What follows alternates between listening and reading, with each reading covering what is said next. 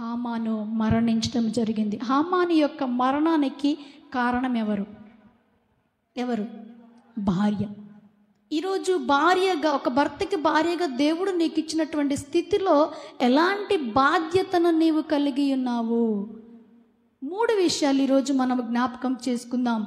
మొదటిది మనస్సు. మొదటిది ఏంటండి? మనస్సు. రెండవది మాట. చెప్తారా? రెండవది ఏంటి? మాట. మూడవది మార్గము. చెప్తారా? మూడవది ఏంటి? మార్గము.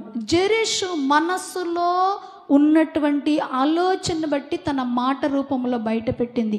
ఏదైతే మాట్లాడిందో ఆ మాటలను బట్టి తన యొక్క మార్గము నిర్దేశించబడింది.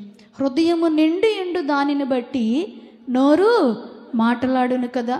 తన మనసులో ఉన్న ఆలోచనను తన మాటల ద్వారా తెలియచేయడం ద్వారా తన యొక్క మార్గం అనేది నాశనానికి తీసుకుని వెళ్ళింది. ఎక్కడికి తీసుకుని వెళ్ళిందండి? నాశనానికి తీసుకుని వెళ్ళింది. ఒకని ఎదుట మార్గము సరి అయినదిగా కనబడు మార్గము కలదు, కానీ తుదకు అది మరణమునకు దారితీయును.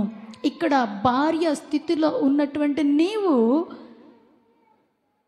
ఏ మార్గంలో వెళ్తున్నావు? నేను చేస్తుందంతా సరి అయినది అని అనుకుంటూ ఉన్నావా? అది తీర మరణమునకు దారి తీసిన తరువాత రోధిస్తూ ఉన్నావా? రోధించే స్త్రీలను కనుగొనాలట, తెలివిగల స్త్రీలను కనుగొనాలట. ఈమె భర్త చనిపోయిన తర్వాత దుఃఖించిందా అండి? ఎంతగానో దుఃఖించుండొచ్చు, ఎంతగానో ఏడ్చుండొచ్చు. కానీ ఆ పని ఎప్పుడు చేయాలి? ఈరోజు స్త్రీగా ఉన్న, భార్యగా ఉన్న నీకు దేవుడు ఒక బాధ్యతను గుర్తు చేస్తూ ఉన్నాడు.